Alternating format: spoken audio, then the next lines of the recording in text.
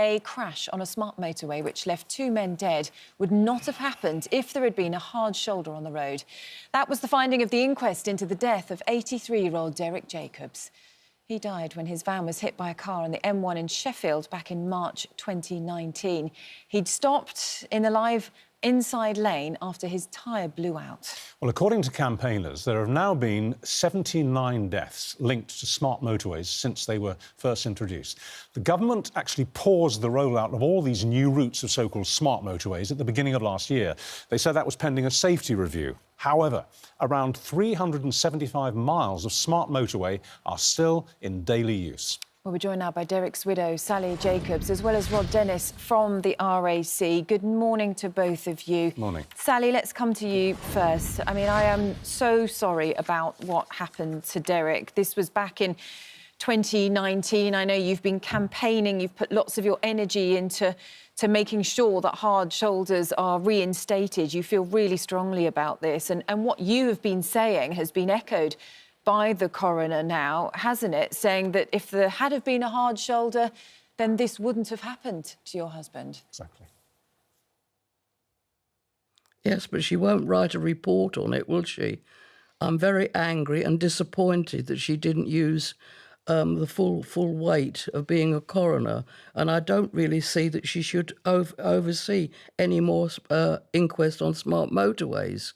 I mean, to liken an ordinary a highway with that is absolutely ridiculous, because on most roads you have a grass verge, not on all. On the smart motorways, sometimes you can't get over the barrier because of the sheer drop the other side. And she's refused to write a report like all the other coroners do, condemning them. She won't do that. And I asked for, Article 2 inquest, and they refused. They used the full might of a very powerful legal team against an 86-year-old widow. And I was appalled at this. And I showed my objection by not going and showing my contempt for them that they've shown for me for 4 years. I know. I mean, I just want to make the point here because of the Chief Coroner's guidance, we know that as an independent judicial office holder, the coroner's not permitted to comment outside a courtroom on any of her cases. And I know that, you know, they do sometimes make recommendations, don't they? But do you think by the fact that this statement has been made, this inquest has found that the lack of the hard shoulder was to blame? We know that now the rollout of smart motorways, of further ones, has been paused, hasn't it? I know you want them to go further and you want to make sure that hard shoulders are brought back so that it doesn't happen to others. Do you think this further step will be taken?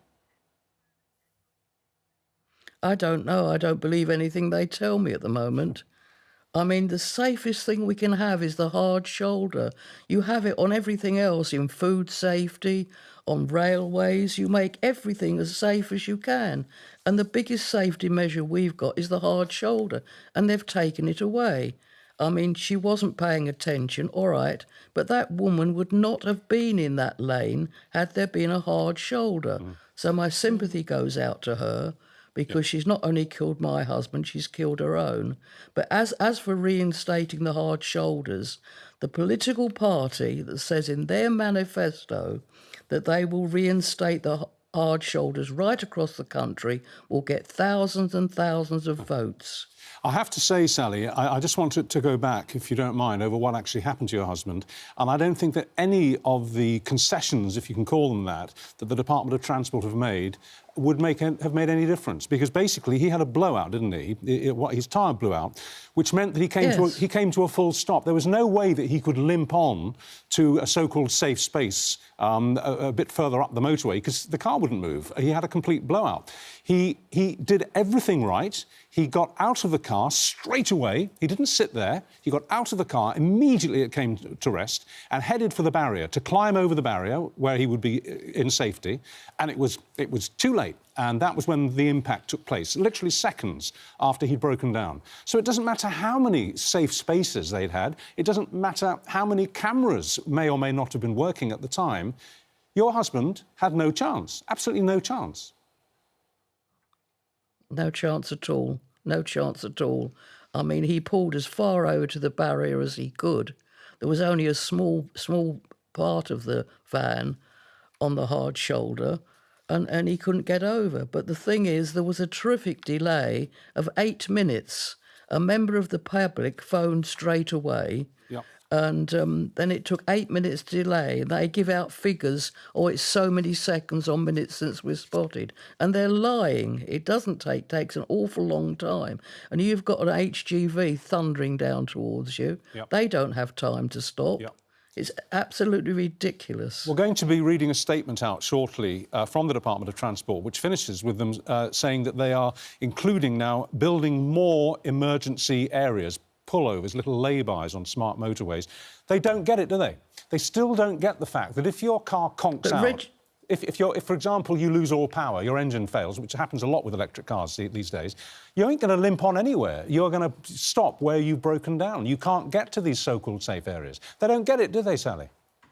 I've said that many times. If Derek could have kept that van on the road, he would have done. He was coming off in a mile.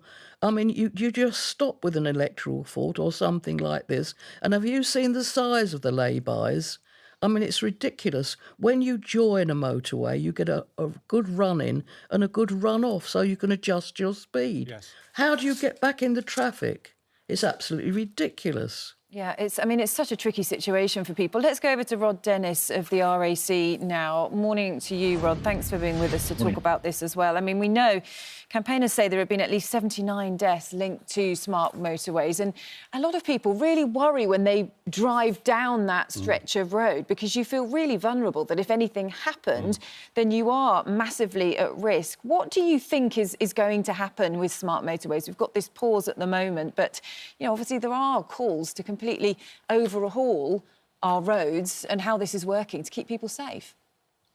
Absolutely. I think it's worth remembering that the point of smart motorways originally, when they were first conceived back in 2006, was about increasing capacity on our motorways without building extra lanes, which is clearly a very unpopular thing on it for environmental reasons and lots of other reasons as well. But you've got to look at the kind of the strength of feeling that there is within the country about these particular types of roads now. You know, 9 years ago, the government did an about turn and they said, we're going to change the specification of smart motorways and we're going to remove the hard shoulder completely. And ever since they did that, we've got cases like we've heard about this morning. We've got a huge amount of real sort of anger really from drivers about the fact that motorways, which, you know, hard shoulders aren't safe places, but in these sorts of instances, they're the safest place you're going to get. The permanent removal of those lanes, I think, has caused people to be very concerned indeed. Also, interestingly, some research we did here at the RAC showed around half of drivers actually deliberately don't drive in the first lane of a 4-lane smart motorway now, partly because they are concerned that they might actually reach a stationary vehicle or they may even break down themselves. So it's effectively a hard shoulder anyway. 4 lanes of absolutely. So that capacity benefit, which is meant to be there from having 4 lanes of live traffic, disappears if you've got a huge proportion of drivers not even using that first lane. Apart from somebody in a suit in the Department of Transport, have you met anybody in your experience working at the RAC, in the industry, as it were, in the motor industry? Do you know anybody who thinks that this is a good idea? I think the strength of the feeling now, Richard, is no. I feel like the government have got themselves into a corner on this and something drastic needs to change. You know, it's arguable that on a lot of these motorways, and as you say, we've got hundreds of miles of them now, bringing out a tin of white paint, painting that white line back in and giving drivers some confidence that if the worst were to happen, they have a place of relative safety to wait while the emergency services or breakdown assistance or whatever gets to them, I think would be a massive step forward from where we are today. But we do need the government to listen and understand the sheer strength of feeling on this and understand that the sort of the status quo, even some of the changes that are being made now, according to our research, drivers aren't convinced. Drivers actually want to see the hard shoulder reinstated.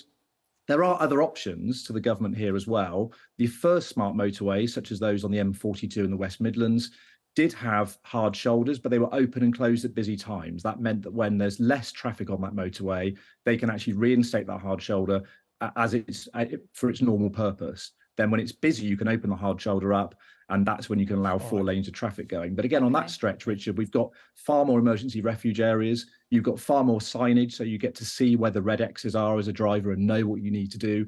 They're so different to the sort of motorways that we've got which are being built across the country now. And I really think the government needs to take a proper look at this and say, what is the safest option we can get in this country? All right, well, let's go back to Sally, because, I just wanted, throughout all of this, Sally, it's really important to remember Derek at the same time, isn't it? And I know we spoke to you before, and I was struck, I was here in the studio, and I was struck when you were describing him. You called him a giant of a man, the love of your life, and, just how you remember him, because obviously it's now a couple of years on since you lost him. 4 years, yes, 4 years. They say the greater the love, the greater the grief, and that's true. He was a very, very special person to his family, and to see how we're grieving. I mean, as my boys said, he was not only their dad, he was their best friend.